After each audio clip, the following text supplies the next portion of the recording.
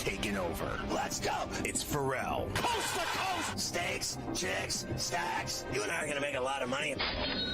It's Ferrall, coast to coast.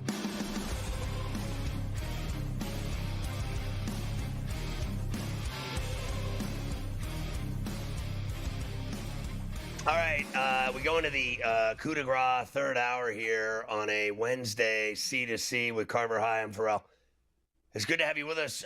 Let's go back to the hockey from last night. The late-night games certainly didn't disappoint. I thought both of them were exciting. I think the Vegas game was better. The Vegas game definitely was better. Of course, you had a couple of big game fives with both series tied 2 games apiece. We'll start in Vegas, where it looked like, once again, the Wild have been tough in this series. They tied the game at 2 early in the third on the Boldy goal, and they thought they had that lead. They scored with just over a minute to go, and it got taken off the board with the offsides. So to overtime we go, and then Howden getting involved. Your boy Brett Howden on ESPN with Wischusen. To Colasar. After it is Pearson, checked by Rossi. Pearson controlling the puck with his skates, kicks it along. It emerges. McKay plays it behind the net, out in front. Score! It's over! Howden off the one-touch feed. Vegas wins it in overtime. There you go. Howden, the winner, in Cincinnati, beautiful down. Of course, now with that, Minnesota will go home down 3-2 in this series. If you think that Minnesota can pull it off, you get $5 bills plus $500 for them to win a 6th game at home and a 7th game back at the T-Mobile. I think Vegas had some nervous moments, obviously, Scotty, in this series, but I don't think they'll lose both games to Minnesota. I think they'll find a way to get out of here. Yeah, I'm telling you, I think they're losing in St. Paul. And I think it's going 7 in Vegas. And we just saw what happened in Vegas. So they beat them in overtime. And I think game 7 goes to overtime. I think the Wild have every chance in the world to win. You can get them at 5-1. And if they took them to overtime last night in Vegas, they could take them to overtime in game 7. And they beat them there 5-2. They beat them, at the T-Mobile on the Strip 5-2. So they are, again, here's another situation where I'm going to tell you flat out, the Wild are not afraid of the Knights. They're not. They're playing them toe-to-toe every game. So, and remember, Vegas won that game 4 in overtime, right? What? How many minutes in was that? 18 minutes in? So am I crazy? So there you go. Yeah. Like every game now is overtime. So I feel like the Wild have a shot. They have a shot. I think they'll win in St. Paul this week. And then this weekend, I think we're going to see a Game 7 overtime special, a dandy in Vegas. I really do. We had a Game 5 in L.A. last night as well with the Kings and the Oilers tied at 2 games apiece. Now, not a fail from the aspect that we thought that this series was due for a little low-scoring, tense game. There'd been so many goals scored throughout the first 4, and you did get it. 1-1 game into the third period we go. Matthias Janmark on Sportsnet. Down low against Woolman, who shrugged him off. Jake Woolman chips it off of Moore, grabbed by Podkolzin, Arvidsson, a drive, and a safe rebound, score! Edmonton has its first lead! Absolutely hammered home by Matthias Janmark, his second goal. There you go. And I'm telling you, this team, I don't know what it is. I think for me, it's basically McDavid, Draisaitl make everyone else seem better than they are. Guys like Janmark, and then Hopkins, Nugent Hopkins. And then all these guys on this team, the Kaner.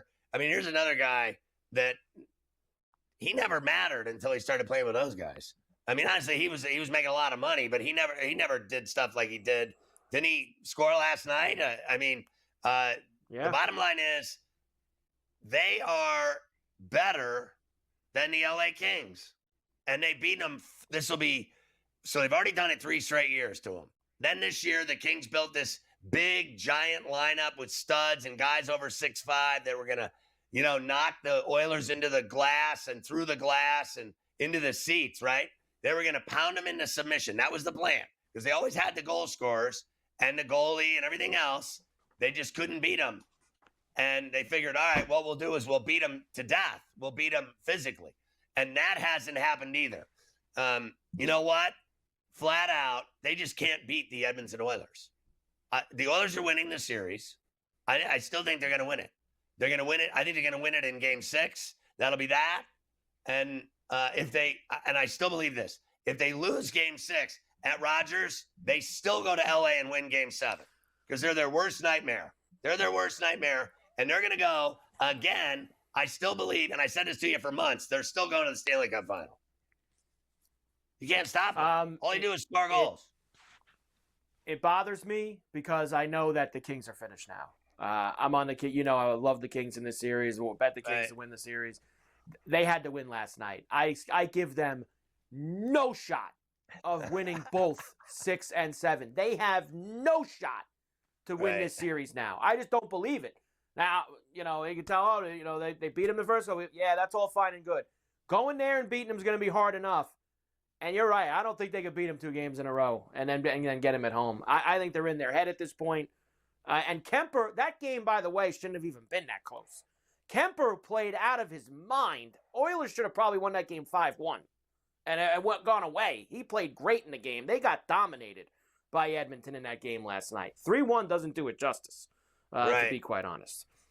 So there you go with that on our way. We have games tonight in the Stanley Cup playoff. In fact, 3 of them. Let me give you the really fast, quick update, West and East, and then I'll give you all the games after Stewie for later on. Here we go. As far as the Western Conference goes, now the Stars are at the top up there. So you get Stars and the Oilers back right where they were before. Remember before the playoffs, Oilers are in trouble, Stars are in trouble. Now the Stars and the Oilers are back at the top of the odds board in the Western Conference. Stunning. Yeah, and listen, I'm not surprised at all. Like, at all. I've always believed in the Edmonton Oilers. And every year we hear how they don't have goaltending and everything else. And then last year they were down 3-0 in the Stanley Cup final when they came back and lost in 7 at Sunrise. But they won 3 straight to make it a 3-all series. And then I just felt like they were good enough. Like, Florida was good enough to go to back-to-backs. Penguins went to back-to-backs twice. Why can't the Edmonton Oilers go to back-to-backs? They're that good. And, they have issues. I think every team has some issues. And I think their skill and speed and talent and goal scoring and power play are enough to overcome their alleged deficiencies in goal. What's this guy's name? Pickard? That's their goalie now or whatever. Is that about right? Is that his name? Yes. Like, no one believes in him. Screw it. I don't care who the goalie is when you score as much as they do. And you know what? They didn't score last night, but Mike said it. They could have had 7 goals in that game last night. Kemper was excellent. The way they fire. I mean, you know what they are? They're Barcelona and Real Madrid all day. They just keep coming at you all night long like the 4 horsemen. Woo! I don't have to tell you. You obviously know Carolina's the favorite in the East. You don't even have to put the board Screw up. But them. they're also They the have no only chance team to that's win the East. advanced. They're the only team that's through right now. No so that's chance. part of the reason for No it, too. chance. No They'll shot. never They've win. got no shot of winning the cup. None.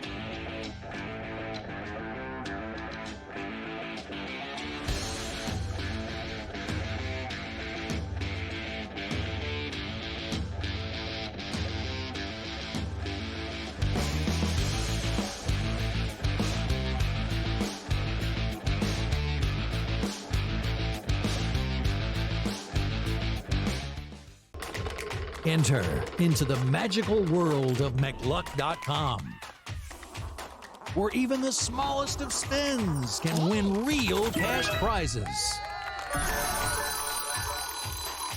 Adventure into over 1,000 of the best Vegas-style slot games. So what are you waiting for? Unlock your free welcome offer today. Join the fun where winners play and players win.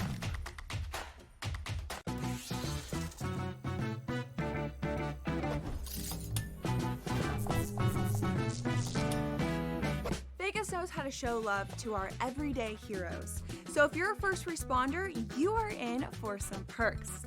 Lots of hotels and casino offer big discounts to any first responders who can show valid work or volunteer ID. So treat yourself to a discounted stay. You deserve it. See you in Las Vegas. Let's get lucky.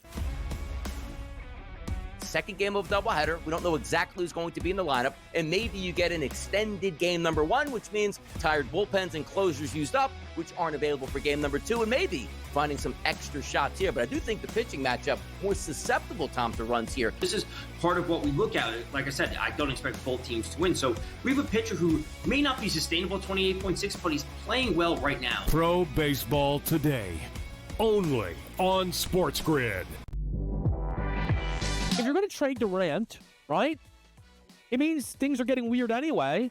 Teams are going to, before they go for Durant, they're going to go for Devin Booker. That's just the reality of it.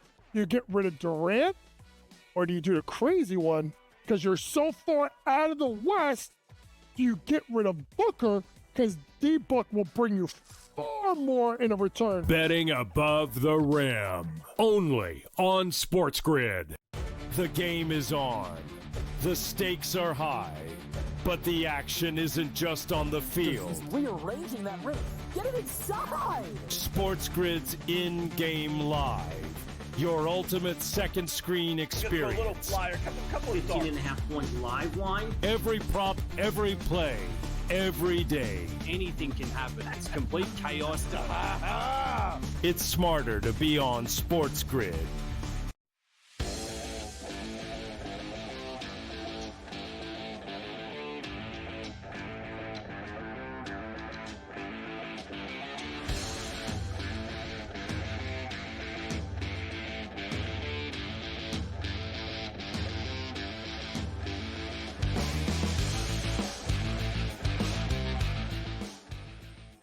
And we are back, Ferrall, coast to coast here on a Wednesday. And yes, it is a Golf Wednesday on C2C, and that means that Keith Stewart from Read the Line is with us, as he is every week, getting ready for this weekend's PGA Tour event. We've got the ladies as well.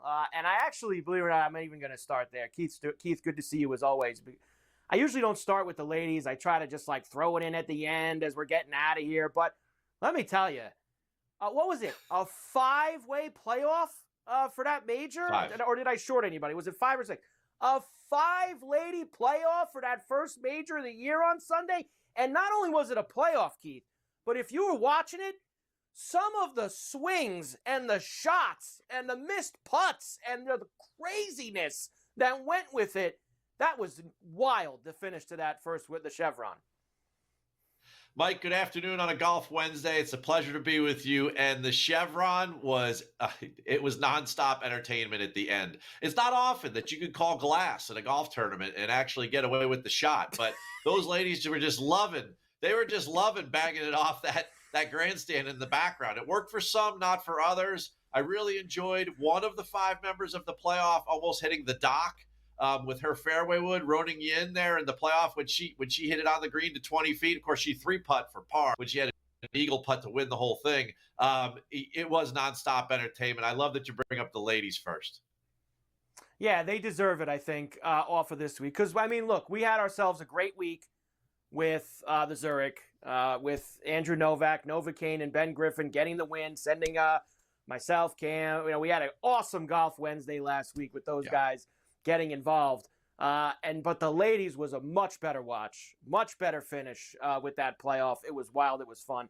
And everybody's into it. And we'll get some plays for you this week for that as well. Mike, the ladies had everything that you wanted. I mean, it had slow play issues. It had the water in play. It had yips. It had whiffs. It had everything that you could have wanted in a major championship, except maybe like a championship atmosphere. But we could go on forever about that. Take me out to Dallas for the CJ Cup. I saw some belly aching about that. Even some of the players I saw talking about that, how they really didn't make it fan-friendly, some of the spots there for it. Let's get to, as you mentioned, our next stop in Texas this week, which is the CJ Cup, the Byron Nelson at the TPC Craig Ranch, like you said, down in Dallas. As before we get to what's really going to be, Keith, a big stretch coming up We get back to signature event with the Truist in Philly, into the PGA Championship, U.S. Open then right around the corner after that. So we had a little lull.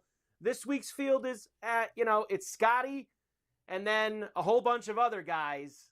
And I'll start with Scotty for you here, Keith, actually, before we get to the course and whatnot.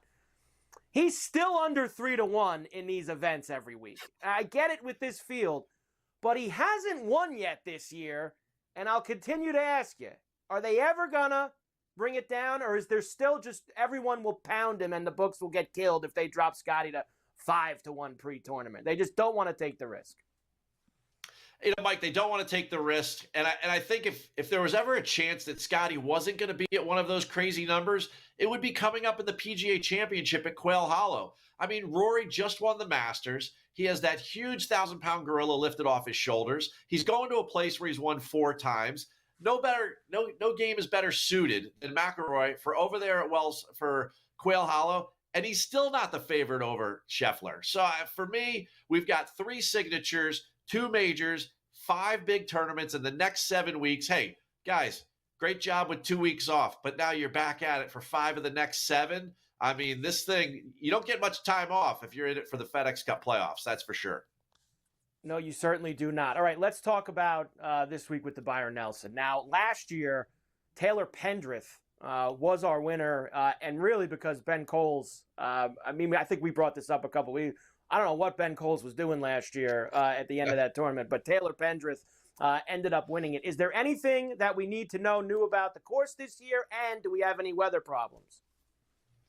I think Ben Coles was taking chipping lessons prior to that from Arya Jatanagarn, but that's neither here nor there, right? TPC Craig Ranch is where we're going this week. It's a place where the average winning score is right around 24, 25 par for the 4 editions that we have seen there. Vegas already has the line this week at 22.5 under par for the winning score. So we're talking about a birdie fest. Now, they've added 155 yards to the golf course. They've made some of the par 4s a little harder. They've made some of the par 5s a little longer. The fact of the matter is, Mike, there's nothing you can do with length that's going to bother these guys unless you make the golf course 9,000 yards. The guys play a 475-yard par 4 with driver 9-iron or 3-wood 7-iron. I mean, that's still a birdie hole to them. So at the end of the day, you're going to need firm, fast conditions, and we're not going to get that from the weather report. We are not going to get that from the weather report at all.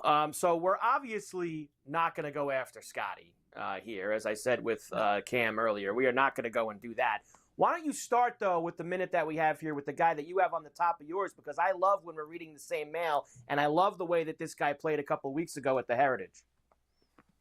Well, you know what? You're asking for a little preview of TPC Craig Ranch. One of the things that they are doing this year is they're trying to narrow the fairways. They're trying to make it a little bit more of an accuracy contest on top of the 7,500 plus yards in length. And Siwoo Kim is one of the straightest drivers of the golf ball. And I know that's who you're alluding to. He was 8th at the RBC, which we know is a supreme accuracy contest, right? He had the putter positive there. And you know as well as anybody that he is an impeccable ball striker. But when the putter rolls, then it's time to go there. In the last couple of years out there in Dallas, he's had a 2nd and a 13th in his last 2 CJ Cups. Siwoo Kim is the type of guy who's electric, and he's also playing with Scotty. I think he can stare him down, and he can handle it. That Scotty number, Mike, it's just unbettable. You know, anything under 5-1 at this point in a full field event without a win we're not even considering it. We could probably get Scotty maybe in 10th or 12th place on Sunday morning at plus 250, and we would do it there, but we're not doing it with 4 rounds to go. We're starting on the board with our outrights with Siwoo Kim. Yeah, it's like you said. I mean, there's a chance he doesn't get worse than 250 throughout Thursday, Friday, Saturday, so depending on where he is. And if he blows the entire field away, he's going to be minus 1,000 by the time Saturday night rolls around, and you'll have to bet the without markets. Keith Stewart from Read the Line with us. We'll come back, get the rest of his card for the Byron Nelson.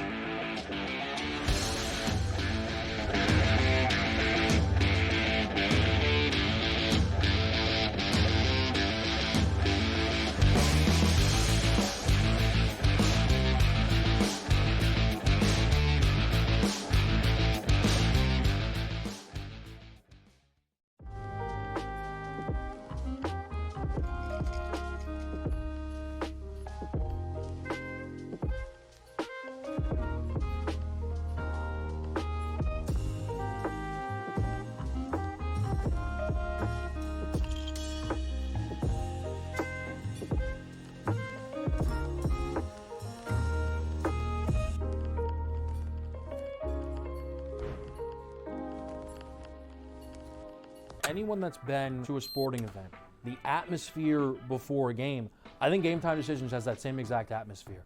This is our arena. This is what we do. There is going to be an energy to Game Time Decisions that you will feel night in and night out. The excitement you get when you lock your bets in, when you're figuring out what you want to do, we can zone in on the biggest games each night. I want this to be the place that people come to before the games start so they feel as ready as possible to lock in their cards. We are going to hit every single one of those markets that you need to know about. We're going to go through every single thing, and I've got a great team behind me that's going to help me get the job done. There is not going to be a better place, I promise you, than Game Time Decisions to get that new information, react to it, and be able to then bet accordingly. We will have everything at our disposal, and we will use that to our advantage. I'm Kevin Walsh. Tune into Game Time Decisions from 6 to 8 p.m. Eastern on SportsGrid. That was the magic of Tiger to me. Why did my mom care about when Tiger was playing? Because you might see something with every shot that you've never seen before. And that was, to me, the magnetic quality. And those guys have a little bit of that, but there aren't a ton of them. So to have those guys in the mix on the big weeks, it's great for the game. The Smiley Show, only on SportsGrid.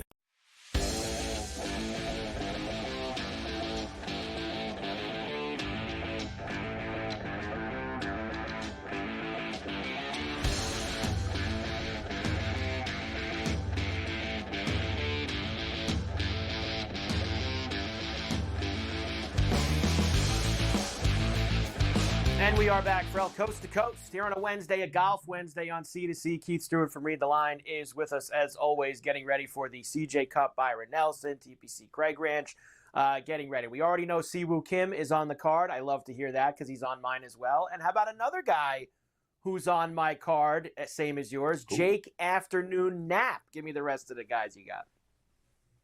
You know, it's tough to read the same mail when we're both taking an afternoon nap, but Jake Knapp is where I'm going. Third at the Zurich last week. Last year, he was 8th at the CJ Cup. 6 of his last 8 starts, Mike, have been top 30s. He's been really consistent, and the reason being is that the approach game's been solid and the putter's been solid. The next guy I'm going with, much further down the board. I mean, we hit Taylor Pendrith last year at triple digits. KH Lee's Weiss at triple digits. You gotta have some long shots here. And the first guy I'm going with is Braveheart 2. That's right, Sir Matt Wallace, right? 12th at Corrales, 26th at Puerto Rico. And I bring those up basically because they're comps, right? They're long golf courses where you need a ton of birdies, like Detroit Golf Club. You look at Matt Wallace's resume at all those places, it's really solid, Mike. Right, 4th at the CJ Cup here last year. The guy is an absolute birdie machine when the golf course extends past 10,000 yards. And then, of course, we got to go with the flying Finn, Sami Valimaki, right? I expect him flying from the trapeze as he comes in and probably steals the first-round leader title on Thursday. 4th in Houston, 12th at Valero, and then 18th at RBC. And I was thinking to myself, this guy's playing in signature events. Nobody even knows who Sami Valimaki is. He's 110-1. He's definitely further down the board, but Taylor Pendrith did it last year, and he's doing it with the same recipe. He can bomb it. He's a great iron player, very, very good with proximity to the hole, and he can putt. Sami Valimaki finishes out my card on the outrights.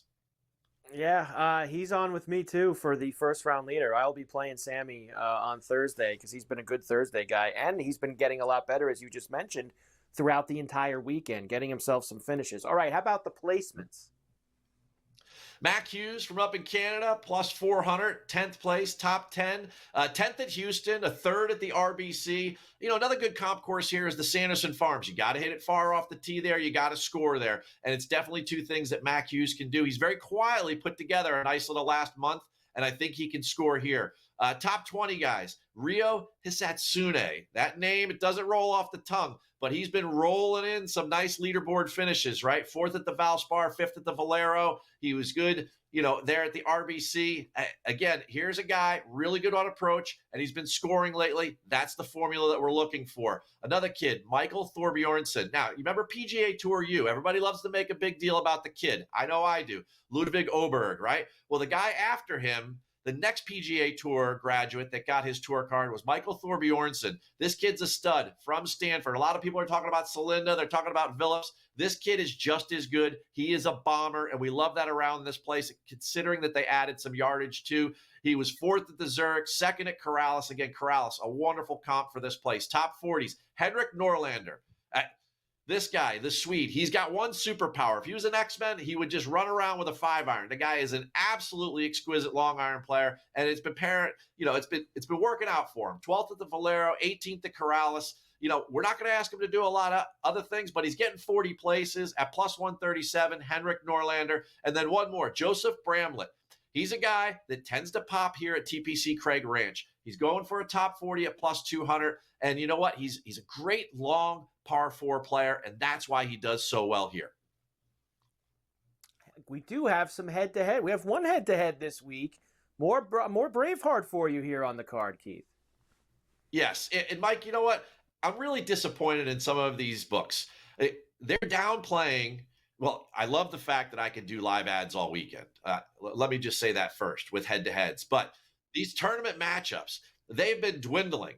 Less and less books are posting them in time for Golf Wednesday, and I'm upset about it. I'm really not happy about it. But at the risk of upsetting, the vibe here this afternoon and keeping the morale positive, right? I'm just going to take Matt Wallace over Alex Smalley. Alex Smalley, he's missed 4 of his last 5 cuts. The only cut he made was Corrales. It's a secondary event. He finishes T63. So I'm going with Wallace over Smalley. I like it. I'll be adding it quickly. Give me somebody for the ladies out at the Black Desert Championship. They're in Utah. All right, you'll remember this place from the fall. You and I were talking about it. The men were there in October. The ladies are here in April. The Brothers of Zion are sponsoring the tours. I'm going with Hai Jin Choi at plus 3,300, right? Mao Saigo was Rookie of the Year last year. We love Hai Jin. She was runner-up to Gino Tickle just a couple of years ago for Rookie of the Year. She's solid right now. 9th at Chevron. Keith Stewart from Read the Line back to the window with the golf this week. Right here.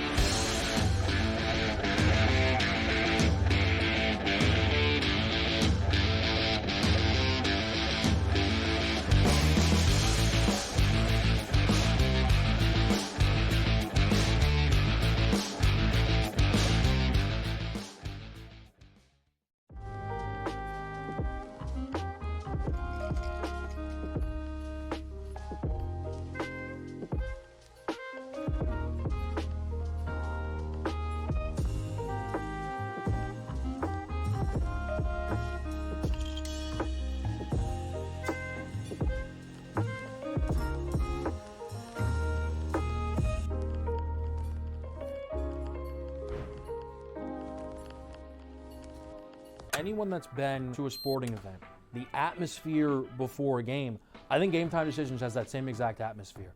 This is our arena. This is what we do. There is going to be an energy to Game Time Decisions that you will feel night in and night out. The excitement you get when you lock your bets in, when you're figuring out what you want to do, we can zone in on the biggest games each night. I want this to be the place that people come to before the games start so they feel as ready as possible to lock in their cards. We are going to hit every single one of those markets that you need to know about. We're going to go through every single thing, and I've got a great team behind me that's going to help me get the job done. There is not going to be a better place, I promise you, than Game Time Decisions to get that new information, react to it, and be able to then bet accordingly. We will have everything at our disposal, and we will use that to our advantage. I'm Kevin Walsh. Tune into Game Time Decisions from 6 to 8 p.m. Eastern on SportsGrid. That was the magic of Tiger to me. Why did my mom care about when Tiger was playing? Because you might see something with every shot that you've never seen before. And that was, to me, the magnetic quality. And those guys have a little bit of that, but there aren't a ton of them. So to have those guys in the mix on the big weeks, it's great for the game. The Smiley Show, only on SportsGrid.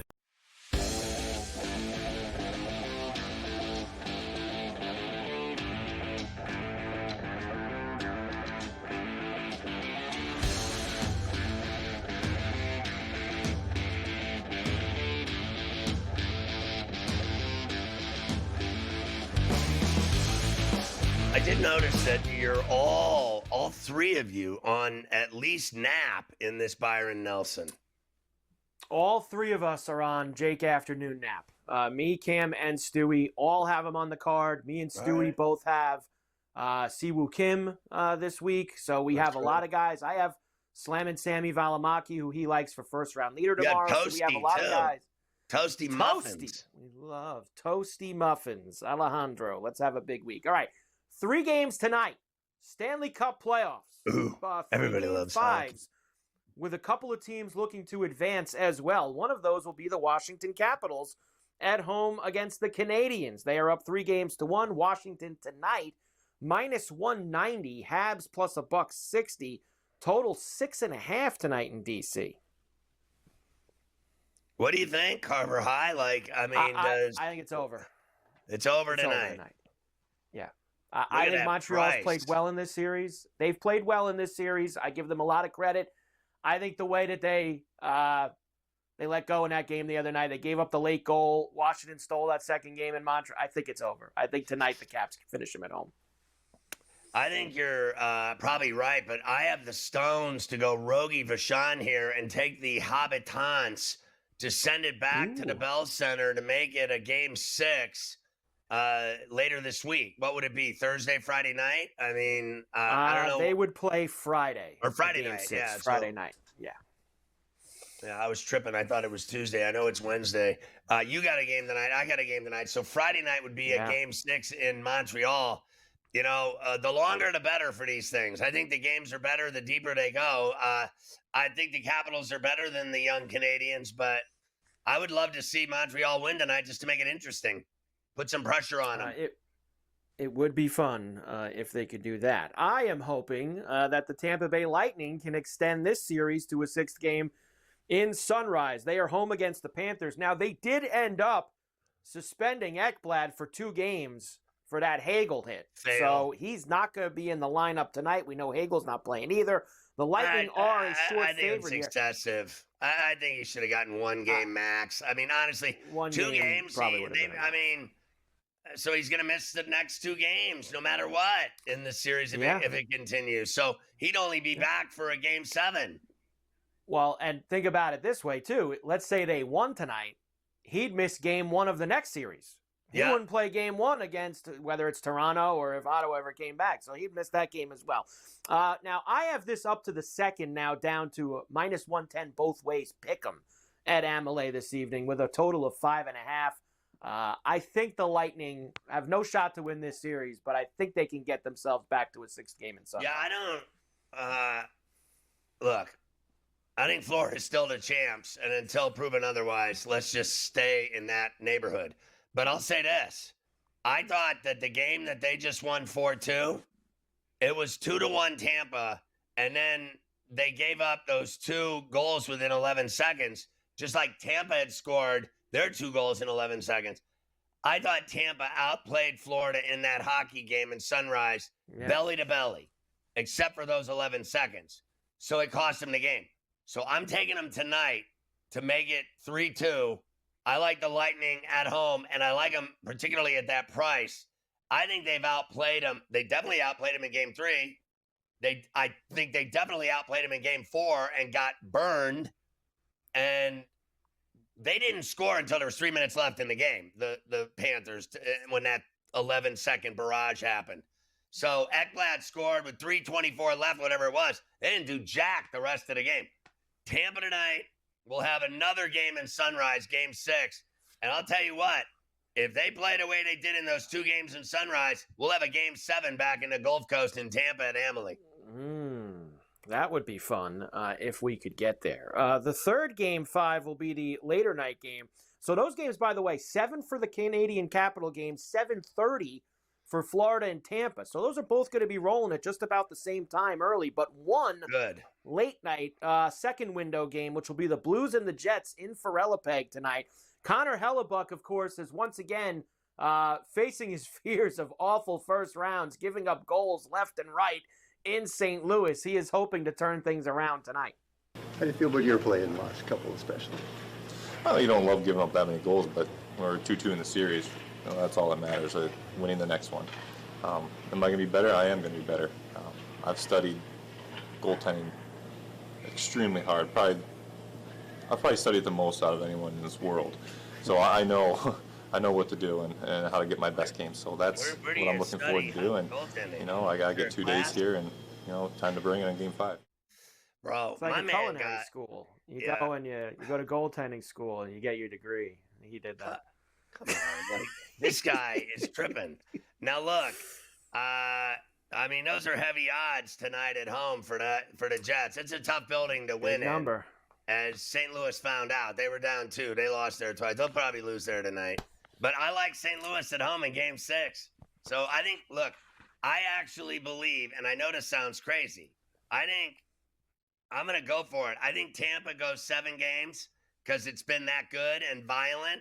And I think this one goes 7 games as well. Wow. Yeah, I think Winnipeg wins tonight. And so does Vegas. I can tell you that. That one's going 7 too.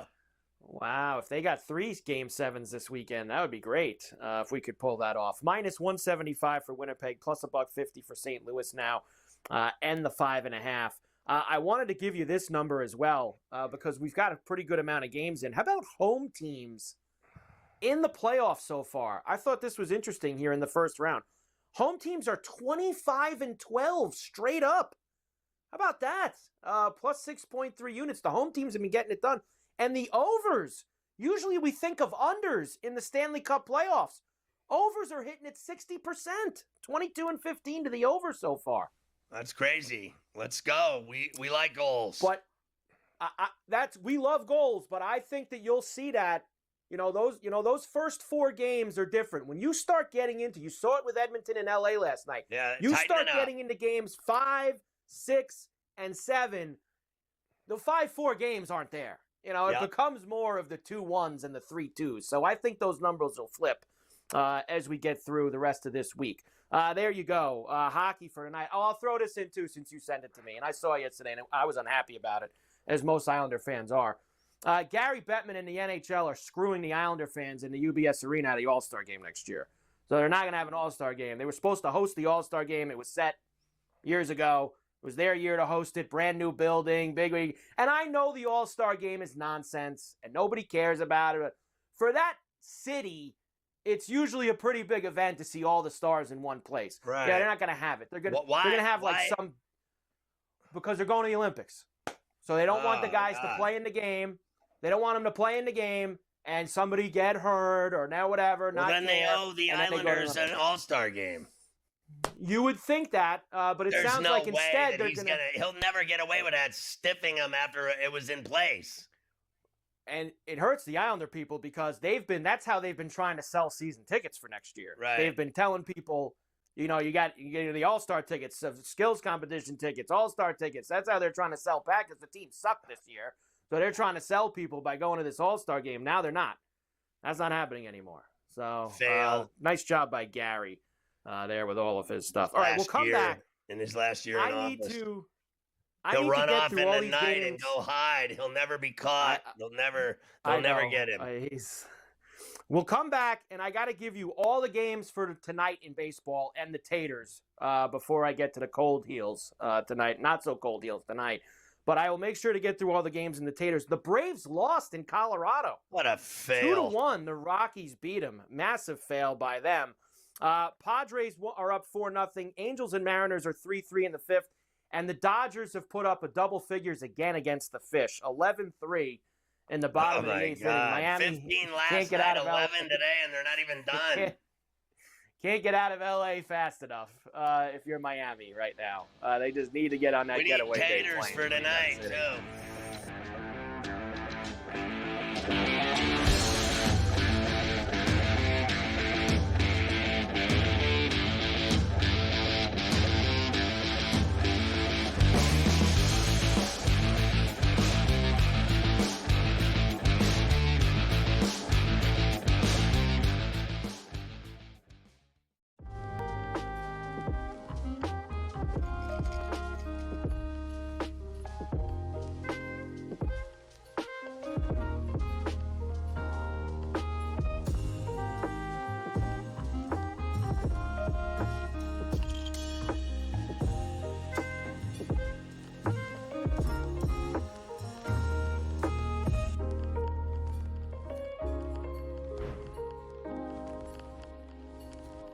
Anyone that's been to a sporting event, the atmosphere before a game, I think Game Time Decisions has that same exact atmosphere. This is our arena.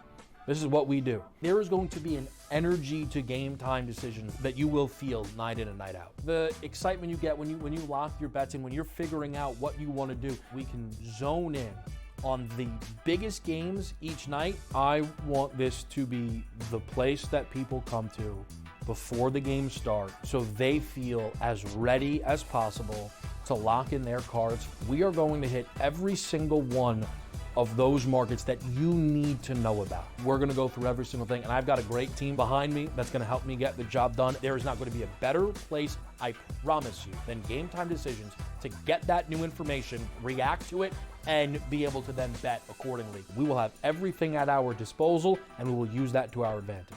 I'm Kevin Walsh. Tune into Game Time Decisions from 6 to 8 p.m. Eastern on SportsGrid. That was the magic of Tiger to me. Why did my mom care about when Tiger was playing? Because you might see something with every shot that you've never seen before. And that was, to me, the magnetic quality. And those guys have a little bit of that, but there aren't a ton of them. So to have those guys in the mix on the big weeks is great for the game. The Smiley Show, only on SportsGrid.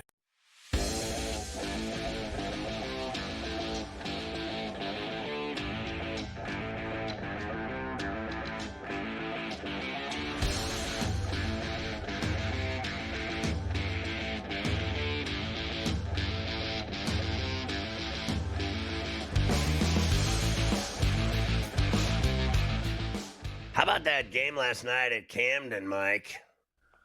Yeah, quite the start for the Yankees. We were complaining yesterday about how they couldn't get anything going in Baltimore on the first game of that series. Well, they certainly got it going last night. How about not one, not two, not three, but 4 homers to start the game on WFAN in New York? Under his belt. High drive, deep right field. He got all of this one. It might hit the warehouse. Long gone onto Utah Street. Home run for Trent Grisham. It's 1-0 Yankees. Here's the first pitch from Gibson. That was hit to right field. Hit well. Going back to right field to Laureano. Look it up. Goodbye. It's 2-0 Yankees. Aaron Judge with home run number 9. RBI number 29. And what a start for the big man and the Yankees this evening. Deals. Pitch swing on line drive. Right field. Laureano going back. He's looking up. That's good. Oh, baby. Ben Rice, line drive, home run, just above the scoreboard in right field. It's 3-0 Yankees. Hey now. Here's a high fly ball right field. That one is going to giddy up and get out of here. 4-0 Yankees on 4 home runs in the first 5 men. Belly with a home run. His third, RBI number 14. How about your boy, the Soul Man? You forget all about Sterling with this guy around. He's really good. He's great. On the fourth one, you hear Susan in the background going, "Oh boy." Bellinger hit the fourth one in a row. Now they just got to get rid of her. The Twins, by the way, rang the bell with that walk-off from Manzardo with the Guardians last night. Late night walk-off bell ringer for him. We also had Austin Wells, who got a late one to make it the 15th run for the Yankees. Tonight in Cleveland, it's Pablo Lopez and Luis Ortiz. The Twins are minus 115. 7.5 is the total. You know I'm not betting against them guards at Progressive, son. Can't do it. Can't do it. Next, could be runs again tonight in Camden Yards. Why? Carlos Carrasco and Cade Povich. Look out. Orioles minus 115.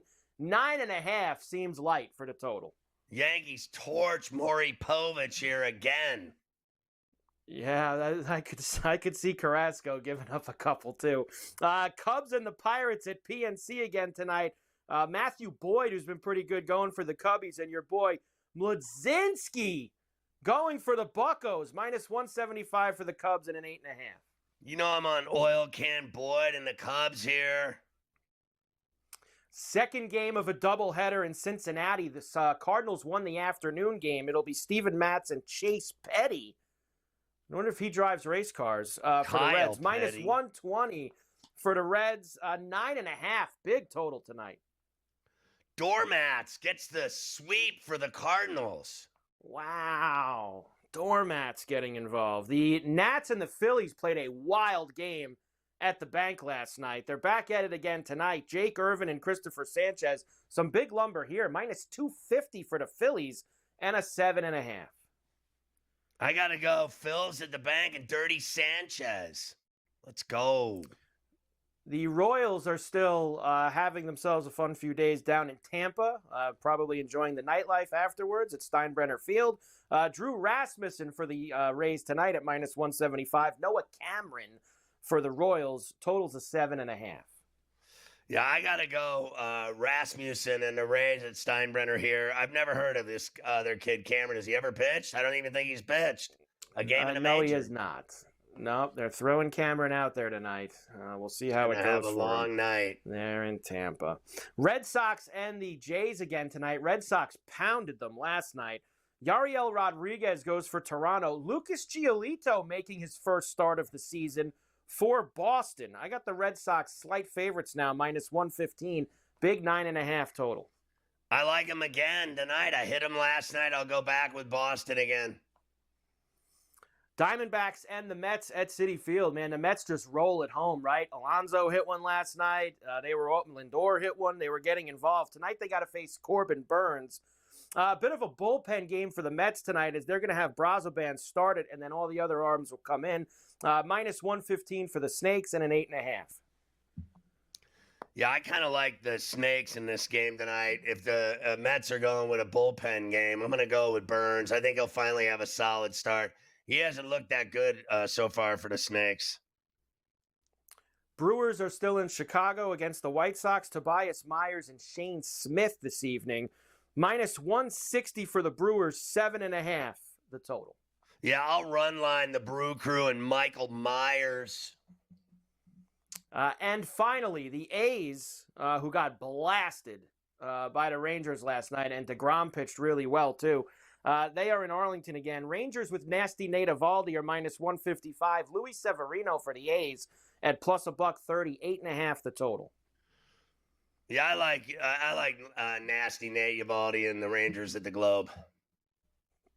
Nasty Nate Eovaldi and the Rangers at Taters. the Globe. All right, there you go. That's tonight's game. It is Tater time for tonight. Let's roll here. How about Pete Alonso? He hit one last night, yes. Did you know against Corbin Burns? 6 for 15 with 3 homers in his career.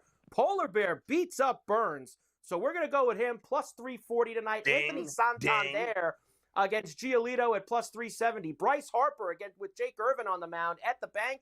Let's do it, plus 390. How about more Burger Time? Everyone loves Burger Time, especially against Luis Severino. 5 for 13 with 2 home runs at plus 430. And I'm sorry, this Gunnar Henderson, he might hit one 600 feet off of Carlos Carrasco tonight. Plus 470 for Gunnar Henderson. And how about Kutch against Matthew Boyd? That's right. Andrew McCutchen, 3 for 8 with a homer off of Boyd in his career. Plus 6 bills for Kutch. Let's go, baby. Kutch at PNC, into the river. Into the river. Alonso, Santander, Harper, Burger Time, Henderson, and McCutchen. Taters for a Wednesday night. Bryce at the bank even, and for Philadelphia. It's all evolving. It is all evolving. There you go. Baseball for tonight. Lots of football for you in the leftover program this evening, including Belichick. You see, he released a statement about his interview. Man, he's having a rough couple days. Yeah, I guess the girlfriend did. He did.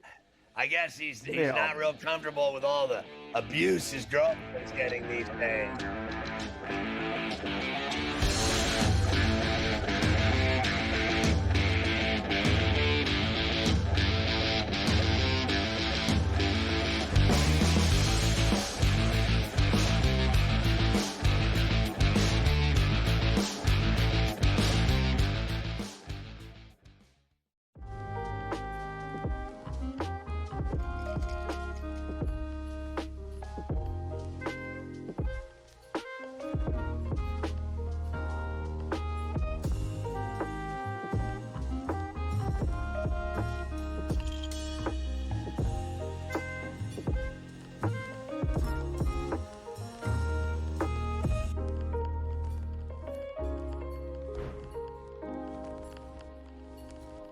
Anyone that's been to a sporting event, the atmosphere before a game, I think Game Time Decisions has that same exact atmosphere.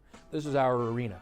This is what we do. There is going to be an energy to Game Time Decisions that you will feel night in and night out. The excitement you get when you lock your bets in, when you're figuring out what you want to do, we can zone in on the biggest games each night. I want this to be the place that people come to before the games start so they feel as ready as possible to lock in their cards. We are going to hit every single one of those markets that you need to know about. We're gonna go through every single thing, and I've got a great team behind me that's gonna help me get the job done. There is not gonna be a better place, I promise you, than Game Time Decisions to get that new information, react to it, and be able to then bet accordingly. We will have everything at our disposal, and we will use that to our advantage. I'm Kevin Walsh. Tune into Game Time Decisions from 6 to 8 p.m. Eastern on SportsGrid.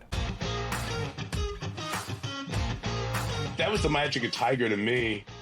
Why did my mom care about when Tiger was playing? Because you might see something with every shot that you've never seen before. And that was, to me, the magnetic quality. And those guys have a little bit of that, but there aren't a ton of them. So to have those guys in the mix on the big weeks, it's great for the game. The Smiley Show, only on SportsGrid.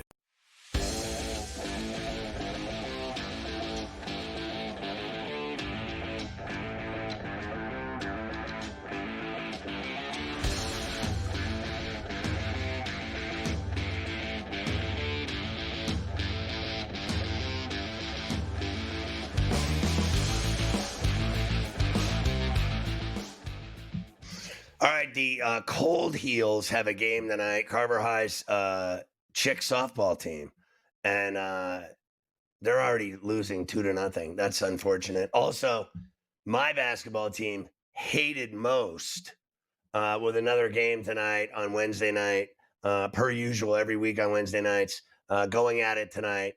So I'll be running up and down, filling it up. Per usual. Time for leftovers. Everybody loves leftovers. Bill Belichick releases a statement about the disastrous CBS Sunday morning interview that he did with his now illustrious girlfriend sitting in the corner of the room, shutting down all the guys' questions that he asked Belichick because he went outside of talking about his book, which was about his career coaching football, and he didn't want to answer any other questions, and it got real testy. Of course, everyone has turned on this girlfriend of his. And frankly, this is what you get when you are 72 years old and you're dating a 24-year-old. In any slice of life, there is absolutely no way that you can tell me that anyone can be that age dating a 24-year-old. It's just that simple. I don't care what the interview was like or anything else. The NFL fines the Falcons $250,000 and Jeff Ulbrich $100,000 for the Shedeur Sanders prank call that Ulbrich will never be able to live down after his 21-year-old son pulled the prank and is in all kinds of hot water with his old man now. But what's he going to do? Beat him? He's 21 years old. He's on his own. He's not some kid anymore. He's a young man, an adult. He's 21. He can drink and go to war. So that's his problem. I love how they make this his dad's problem.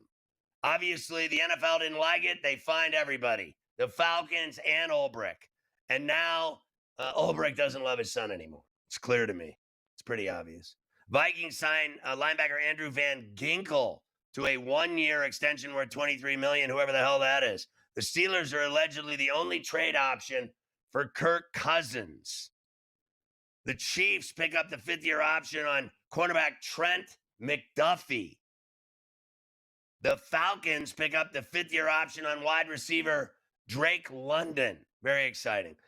Jets quarterback Travis, remember him, Jordan Travis from Florida State, retires from football. Apparently had some leg injury. He also never played. No one even remembers that guy from Florida State. He never played in the NFL. Did anyone see Jordan Travis ever play Mafia? Anybody? No? I don't think so. Tyson Fury's promoter Frank Warren is predicting that Fury will return and fight Anthony Joshua. That was the fight that everyone waited for 10 years that never happened. Who gives a rat's ass now about either one of them? Speaking of boxing, Ryan Garcia, the troublemaker, against Raleigh Romero in Times Square on Friday this week. Also, Devin Haney and Teofimo Lopez are on the card as well, fighting in the middle of Manhattan in Times Square, no less. UFC fighter Cedric Dumas, arrested on multiple felony charges, battery, assault, everything else. My man is in all kinds of trouble. Ferrall finish. A gunman on the run after shooting a food vendor in Times Square. That's what'll happen on Friday at the boxing match. Someone will pull out a gun and start shooting people. It happens every day in New York City. 11 New York high school lacrosse players are ordered to turn themselves in on felony charges for kidnapping a teammate, taking him into the woods and tying him up and hazing and torturing him. They called it hazing on steroids. Now all 11 are facing felony charges. That'll go over well on your record. A Missouri teen missing since December was finally found in a sex offender's closet. Jesus, what could be more creepy than that? A Florida nurse caught by her husband having sex with her 15-year-old stepson. That's what's worse than that. Oh my God. And apparently she has now lost her medical license. Imagine that. Front Office Sports Today is next, then GTD, then In-Game Live. Get my app, search Ferrall, you'll love it. We'll see you tomorrow at 3 on Coast to Coast.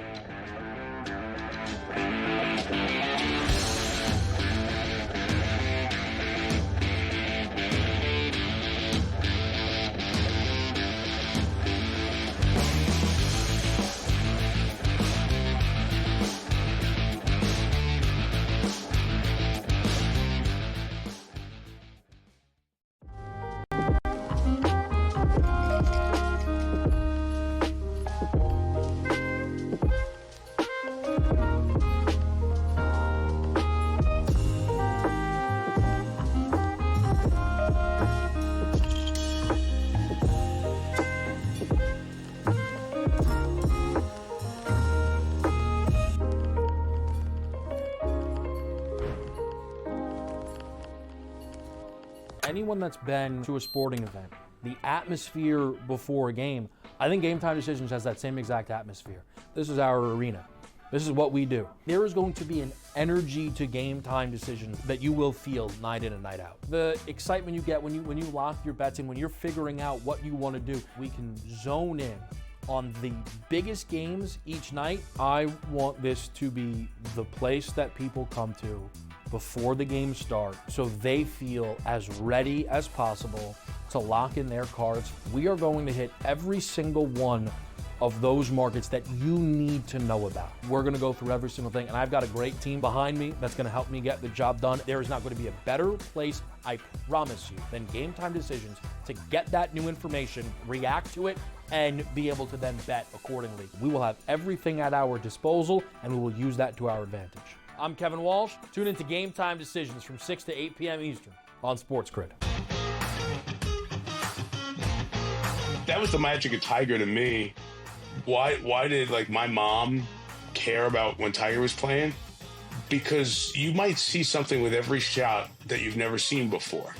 And that was, to me, the magnetic quality. And those guys have a little bit of that, but there aren't a ton of them. So to have those guys in the mix on the big weeks is great for the game. The Smiley Show, only on SportsGrid.